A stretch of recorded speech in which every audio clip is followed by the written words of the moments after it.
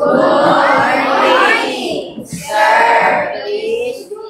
You may be seated. Thank you. So, alright. Okay, so, bago po ang lahat, magpapakilala po muna ako sa inyo. Ako po si Chris, and kasama ko po si Pastor Matthew Stocky. Kami po ay from Verity Baptist Church, and yung church po namin actually ay nasa Cainta, Rizal. Pero nandito po kami actually ngayon sa inyo para mag-share po ng gospel. Okay? So, yung gospel po, basically, is importante po para sa atin yon. Kasi, isipin nyo po to guys, alright? Sino dito nakakakilala na kay Jose Rizal? Okay? So, kilala nyo ko ilang taong buhay si Rizal? 33 years, right? Okay? Gano'n siya katagal patay? 100 plus, right? Okay? So, pinapakita ko sa inyo guys is mas matagal mamatay kaysa mabuhay. So, the question is, what if kapag binawian kayo ng buhay ngayon, alam nyo ba kung saan pupunta yung kaluluwa nyo? Kasi ang Bible nagtuturo siya na meron tayong kaluluwa na pwede mag-spend either sa langit or sa impyerno. And the Bible teaches, sabi ng Bible, that ye may know that ye have eternal life. Okay? So, pwede nating malaman actually kung paano tayo 100% ng mga kasigurado na pupunta tayo ng langit. Okay? So, yun yung ipapakita namin sa inyo. So, first, dito ko sisimulan sa Romans chapter 3. Sabi kasi sa verse number 23, pag tinignan nyo to, sabi ng Bible, for all have sinned and come short of the glory of God. So, sabi ng Bible na lahat daw tayong mga tao, meron tayong kasalanan. Naniniwala kayo doon? Kumbaga, nobody's perfect, right? Ako may kasalanan, kayo may kasalanan, and everyone else. Okay, now ano ba yung kasalanan? Sabi ng Bible, sin is the transgression of the law. So para daw malaman nyo na yung bagay na ginawa ninyo ay isang kasalanan, dapat daw lumalabag siya sa isang batas. For example, inutusan kayo ng nanay ninyo, oy, maglinis ka ng kwarto. Batas yun ng nanay ninyo, right? So ano mangyayari sa inyo kapag hindi ninyo ginawa yung utos sa inyo ng nanay nyo? Mapapagalitan kayo or mapapalo kayo. Sa Pilipinas, meron tayong mga batas, right? For example, bawal mag-jaywalking. Kapag nag-jaywalking ka at nahuli ka, ano mangyayari sa'yo? Mamumulta ka or makukulong ka, right? Na sinasabi ng Bible, ang Diyos may utos din sa atin. Okay?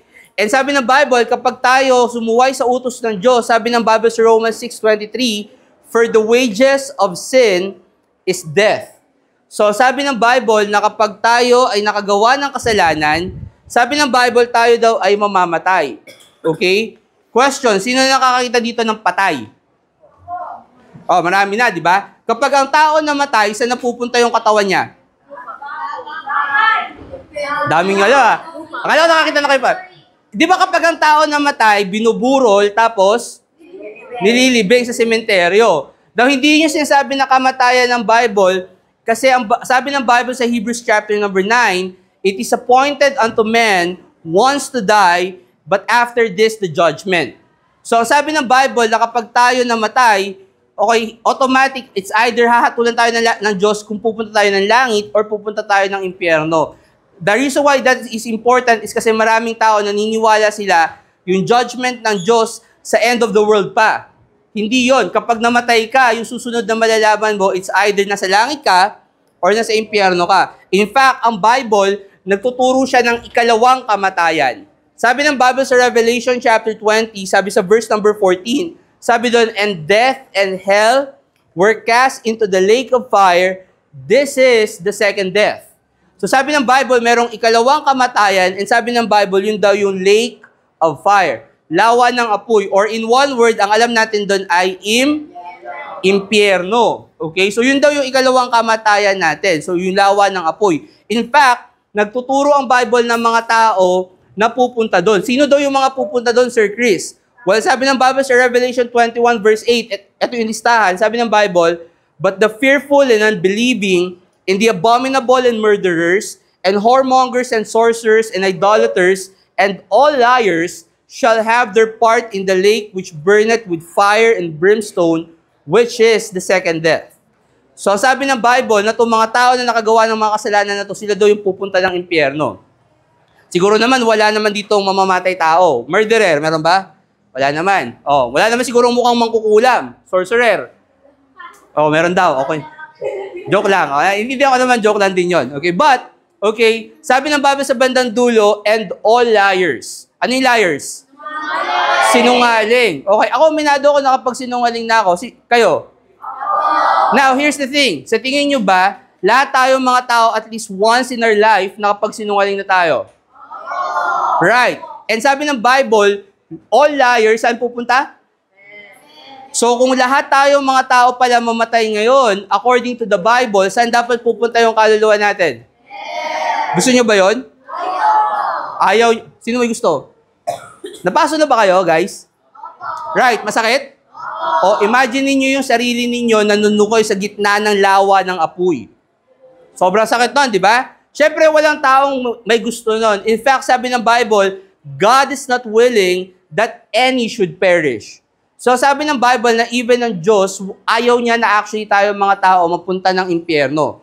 So dahil doon, meron siyang ginawa para sa atin.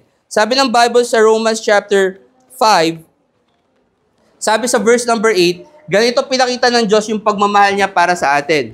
Sabi ng Bible, but God commended His love toward us in that while we were yet sinners, Christ died for us.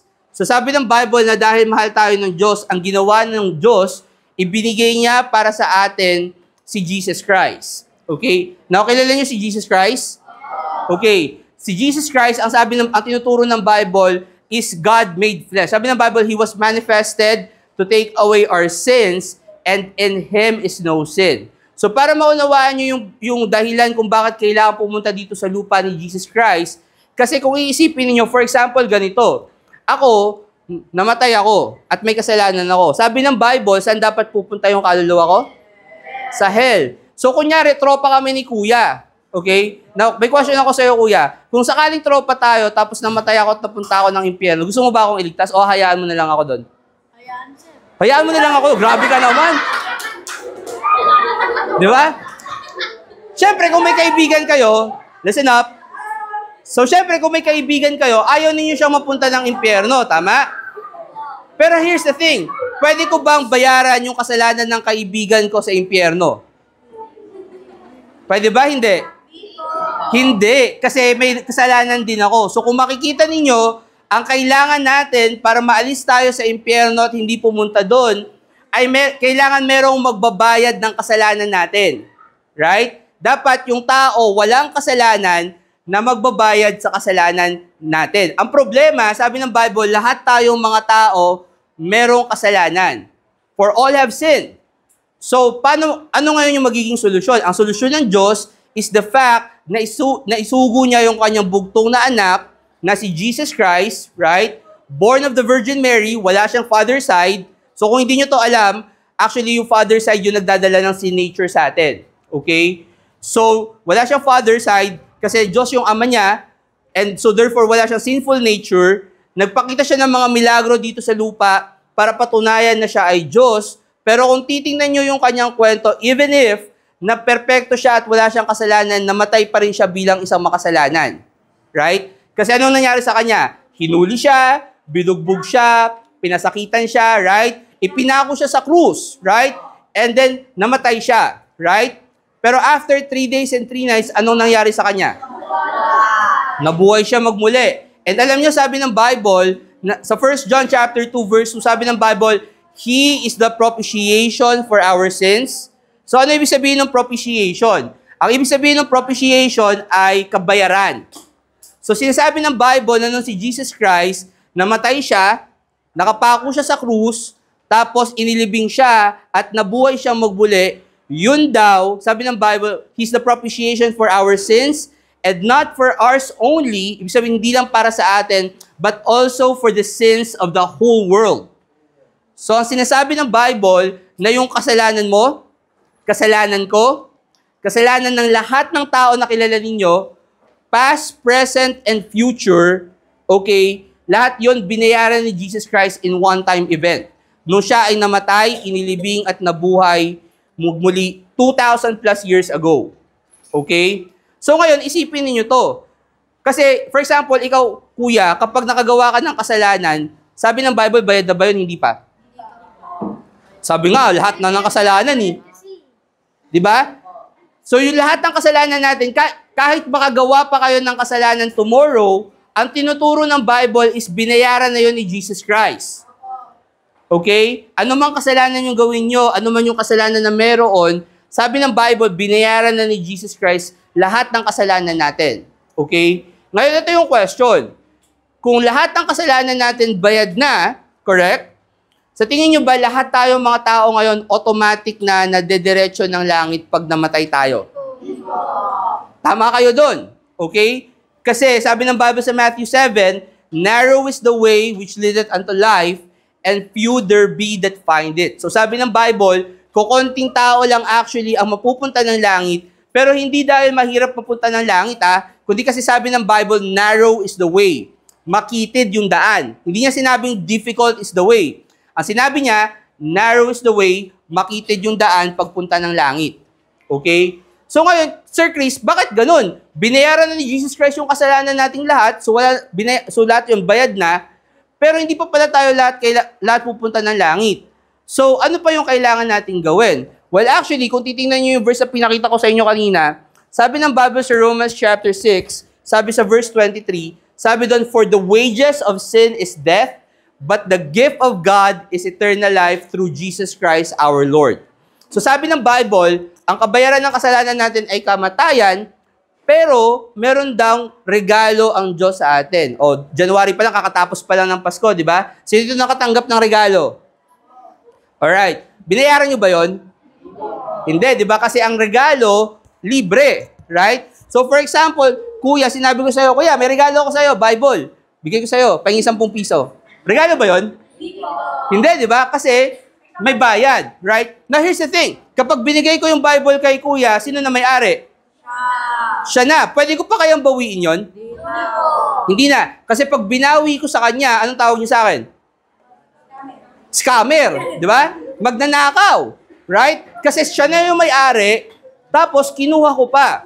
Right? So, naging magnanakaw ako. So, ang point ko, makinig, ang point ko po is the fact na kapag bibigyan ka ng regalo, number one, hindi mo na siya kailangang bayaran, sa'yo na siya, and hindi na siya po pwedeng bawiin sa'yo. Okay? Kasi ang sabi ng Bible, meron daw gift of God. So, ibig sabihin, yung Diyos magbibigay ng regalo sa atin. Question, babayaran pa ba natin sa Diyos yon? Hindi na. Kapag tinanggap natin yon, pwede pa bang bawiin ng Diyos yon? Hindi na. Ano yung regalo ng Diyos? Eternal life. Buhay na walang hanggan. Okay? Na gusto ko lang ulit i-emphasize sa inyo guys hindi yun yung buhay na meron kayo ngayon. Kasi yung buhay na meron kayo ngayon, sabi ng Bible, isang beses mamamatay kayo. Sabi ng Bible, it is appointed unto man once to die. So lahat tayo appointed na isang beses mamamatay tayo. Pero, okay, baka isipin nyo rin, uy, eternal life, immortal na ako, di na ako mamamatay. Right? Pero hindi rin yun ang ibig sabihin nun. Okay? Hindi ibig sabihin na porket may buhay na walang hanggan ka, hindi ka na physically mamamatay. Ano yung ibig sabihin ng buhay na walang hanggan? Tingnan nyo to. Sabi ng Bible sa John chapter 3, this is probably the most famous verse in the Bible. Sabi ng Bible sa John chapter 3 verse 16, for God so loved the world that He gave His only begotten Son, that whosoever believeth in Him should not perish but have everlasting life. So yung everlasting life kapareho ng eternal life, right? Ano daw yun? Okay. Ano ba? Ito pa everlasting. Okay. Sorry, dito pala ako Anyways, so, everlasting life is eternal life. Okay, now tingnan nyo to. Sabi ng Bible, kapag gano'n na lang daw inibig ng Diyos yung sanlibutan, ibinigay niya yung kanyang bugtong na anak. Sino yung bugtong na anak ng Diyos? Jesus. Si Jesus Christ. And sabi ng Bible na kung sino man daw ang mananampalataya sa Kanya, hindi daw dapat mapahamak. Okay? Pero sinabi ba kung saan kayo mapapahamak? Hindi. Kasi ang premise ng Bible, kapag kayo namatay at meron kayong kasalanan, saan pupunta yung kaluluwa nyo? Sa impyerno. So, dun kayo mapapahamak. Correct? So, sinasabi ng Bible na kapag kayo nanampalataya kay Jesus Christ, question, pupunta pa ba kayo ng impyerno? Hindi na. Pero magkakaroon daw kayo ng Everlasting life. everlasting life. So, kung meron kayong everlasting life ngayon, right? Tapos namatay kayo, yung kaluluwa ninyo, pupunta pa ba ng impyerno? Hindi na. Hindi na po. Saan siya pupunta? Langit. Ilang percent yun natin? 100%, right? Kasi dalawa lang yung pupuntahan ng tao. Langit or impyerno. Sa math ninyo, di ba, ano yun? Pag dalawa ang chance, 50-50. Oo. Pero ang sabi ng Bible, kapag nanampalataya ka kay Jesus Christ, pupunta pa ba yung kaluluwa mo sa impyerno? Hindi na. So, ilan na lang pwede mong puntahan? Saan yun? So, ilang percent ulit yun? 100% makakasigurado ka na yung kaluluwa mo ay pupunta ng langit once na alam mo na meron kang buhay na walang hanggan. So sa tingin niyo madali lang malaman na pupunta yung tao sa langit? Bakit? Ayoko. Tanungin kita ate, kapag ang tao may buhay na walang hanggan, saan pupunta yung kaluluwa niya? Sa langit. O madali lang, nasagot niya nga agad right? Basta alam mo na meron kang buhay na walang hanggan, automatic, alam mo na pupunta ka ng langit. Siguro kaya sabi niyo, teka lang Sir Chris, mahirap naman yun. Kasi paano ko masisigurado na meron akong buhay na walang hanggan? Paano nga daw ulit kayo magkakaroon ng buhay na walang hanggan, sabi ng Bible? Pag nag-believe daw kayo, sabi ng Bible, bibigyan daw kayo ng buhay na walang hanggan. In fact, tinanong isang beses sa Bible, sa Acts 16, sabi doon, and brought them out and said, Sirs, what must I do to be saved? So tinanong, ano daw yung kinakailangan yung gawin para maligtas daw kayo or para mapunta kayo ng langit? Ano sabi? And they said, believe on the Lord Jesus Christ, and thou shalt be saved, and thy house. So, ang sabi ng Bible na para tayo ay maligtas, ang kailangan nating gawin ay manampalataya sa Panginoong Hesukristo. Now, let me just make this clear. Kasi baka isipin nyo, teka lang naman, Sir Chris, naniniwala naman ako kay Jesus Christ. Okay? Pero ang sinasabi ng Bible is para maligtas ka, kailangan maniwala ka na si Jesus Christ yung magliligtas sa'yo. Paano kanya niligtas? Binayaran niya yung kasalanan mo sa impyerno. Kasi di ba namatay siya, inilibing siya, so napunta siya ng impyerno, kaya siya nabuhay na magmuli after 3 days and 3 nights. Kasi nandun siya sa impyerno, binayaran niya yung kasalanan mo. Okay? So yun dapat yung paniniwalaan mo para mapunta ka ng langit. Kasi karamihan ng mga tao ngayon, hindi yun yung paniniwala nila. Okay? Maraming mga tao, naniniwala sila na kailangan mo magsimba para pumunta ng langit. Kailangan mo gumawa ng mabuti para mapunta ng langit. Kailangan magbabasa ka ng Bible para pumunta ka ng langit. Pero hindi yun ang tinuturo ng Bible para tayo ay mapunta ng langit. Kasi isipin nyo to. Okay? What if sinabi ko sa inyo, and ito yung paniniwala ko, but what if sinabi ko sa inyo, na pupunta ako ng langit kasi gumagawa ako ng mabuti, nagbabasa ako ng Bible, tumutulong ako sa kapwa ko, okay? Sa tingin ninyo, kanino talaga ako nagtitiwala para pumunta ng langit? Ulitin ko yung question Pag sinabi ko pupunta ako sa langit kasi gumagawa ako ng mabuti, nagbabasa ako ng Bible, kanino ako nagtitiwala? Sa sarili ko. Sabi ng Bible, kanino ako dapat magtiwala para pumunta ng langit? Kay Jesus Christ. So here's the thing, kapag ako nagtitiwala sa sarili ko, pero gumagawa pa rin ako ng mabuti, right? Pupunta kaya ako ng langit? Hindi. Ulitin ko. Para pumunta ng langit, kanino dapat maniwala? Kay Jesus Christ. Pero kung ako nagtitiwala sa sarili ko, pupunta kaya ako ng langit? Kahit na gumawa ako ng mabuti. Tama? Hindi ako pupunta ng langit kasi ang kailangan kong gawin, magtiwala kay Jesus Christ. Right? Okay? So, balik na rin natin. Paano kapag ako naman nagtitiwala kay Jesus Christ, pero nakagawa ako ng sobrang samang kasalanan after 10 years. So let's just say for example, nagtiwala ako kay Jesus Christ ngayon, tapos after 10 years, nagkaroon ako ng malaking problema, and na-depress ako, tapos nag-commit ako ng suicide.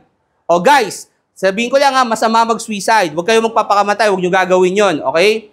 But, let's say for example, na-depress ako, and ganun yung ginawa ko, nagpakamatay ako. Okay? So saan pupunta yung kaluluwa ko? Ulitin natin. Okay. Nanampalataya ako kay Jesus Christ. So, meron akong, pag nanampalataya, ano yung makukuha kong regalo? Everlasting life. Everlasting life. So, kapag namatay ako bukas, saan pupunta yung kaluluwa ko? Ilang percent?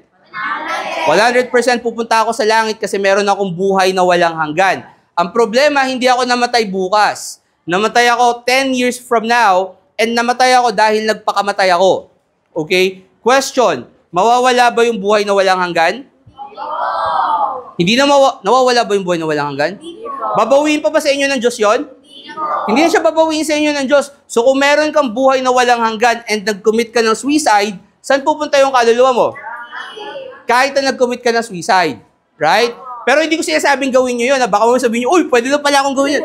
Hindi ko sinasabing gawin nyo yun. Alright? Ang sinasabi ko sa inyo is the fact na kahit na makagawa kayo ng kasalanan, makakasigurado pa rin kayo 100% na yung kaluluwa ninyo ay pupunta sa langit. Kasi sabi ng Bible sa Ephesians chapter 2, tingnan nyo to. Sabi ng Bible, for by grace are ye saved through faith. So sabi ng Bible, paano daw tayo naligtas?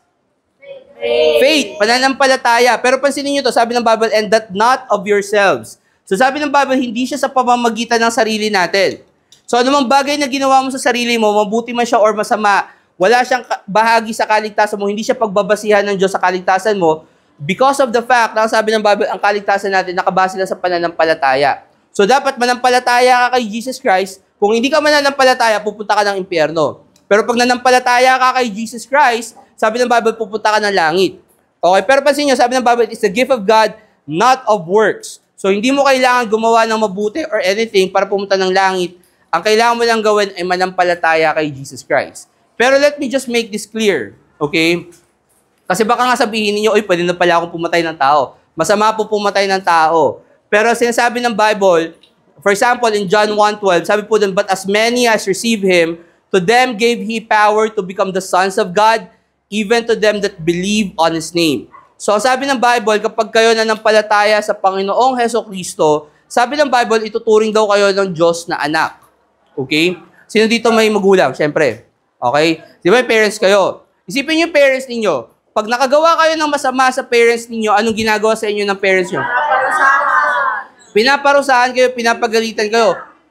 Yeah, dinidisiplina. Pero, here's the thing. Sa tingin nyo ba makakagawa kayo ng sobrang samang kasalanan to the point na kaya kayong sunugin ng mga magulang nyo? Never, right? So ano mang kasalanan ang gawin ninyo, sigurado paparusahan kayo ng magulang ninyo, but then hindi niya kayang sunugin. So sinasabi ng Bible na kapag tayo nanampalataya kay Jesus Christ, sabi ng Bible, ituturing daw tayo ng Diyos na anak.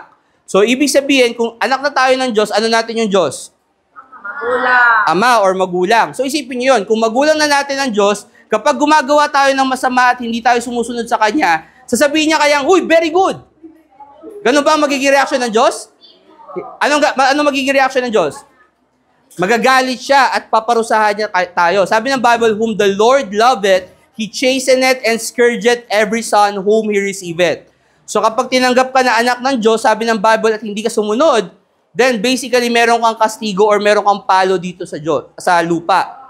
Pero, sa tingin nyo ba, kung anak na ang turing sa inyo ng Diyos, dadalhin niya pa ba kayo sa impyerno? Hindi na. So kapag ikaw may kasalanan, pag ikaw nanampalataya kay Jesus Christ, at ikaw ay namatay na at ikaw ay gumawa ng kasalanan, kapag namatay ka, saan pupunta yung kaluluwa mo? Bakit? Ano kailangan nyong gawin? Manampalataya kay Jesus Christ para mapunta ng langit. Now, last na lang, kasi sabi ng Bible sa Romans chapter 10, sa verse number 9, sabi dito, that if thou shalt confess with thy mouth the Lord Jesus and shalt believe in thine heart that God hath raised Him from the dead, thou shalt be saved. So, ang sabi ng Bible, na kapag kayo daw, kinonfess ninyo with your mouth. Bakit kailangan i-confess, Sir Chris? Sabi mo kanina, believe lang. Kasi ganito yon. Di ba, isipin nyo, kapag anong ginagawa ninyo kapag may gusto kayong hilingin sa Diyos? Nagdadasal kayo. So kung gusto ninyo magkaroon ng buhay na walang hanggan, kailangan nyong hilingin sa Diyos yung buhay na walang hanggan. Kaya kailangan nyong i-confess. Pero mas importante sa confession is yung believe on the Lord Jesus Christ. Kasi hindi naman ninyo hihingin siguro yun kung hindi kayo naniniwala na bibigyan kayo ng Diyos ng buhay na walang hanggan. Tama? So kailangan mag-confess kayo or hilingin natin yung buhay na walang hanggan kay Jesus Christ. Ngayon, kung ang paniniwala na ninyo ngayon ay pupunta kayo ng langit, hindi dahil mabuti kayong tao, or gumawa kayo ng mabuti, or nagbasa kayo ng Bible or something like that, but you believe na pupunta ka ng langit because Jesus Christ paid for your sins, siya yung namatay, inilibing at nabuhay para sa kasalanan mo, at bibigyan ka niya ng buhay na walang hanggan, at hindi na mawawala sa iyo yun kahit ano pang mangyari, i-invite ko po kayo na mag-pray. Hilingin natin yung buhay na walang hanggan kay Jesus Christ. Okay lang ba yon? So, yuko lang kayo, tapos sundan nyo lang yung sasabihin ko. Igagayad ko lang po kayo sa prayer. Sabihin lang natin, yuko lang kayo, sabihin nyo lang po, Panginoong Jesus, alam ko po, na ako po, ay isang makasalanan, at papuntang impyerno, pero Panginoon, hinihiling ko po, na ako po, ay inyong iligtas, at bigyan ng buhay na walang hanggan. Wala po akong ibang pinagkakatiwalaan, kundi kayo lamang po. Panginoong Hesukristo. Amen. Okay. Thank you po, guys. So, meron kaming quiz. Siyempre, nasa school tayo, di ba? So, magkuquiz po tayo. Pakisagutan lang po ito. Kung ano lang po yung sagot, yung naiintindihan nyo. So, yung tatlo po, madali lang to kasi yung tatlo may choices naman. Okay, pwede pong Tagalog or English yung isulat ninyo. Paano na lang dun, ate? Pwede pong Tagalog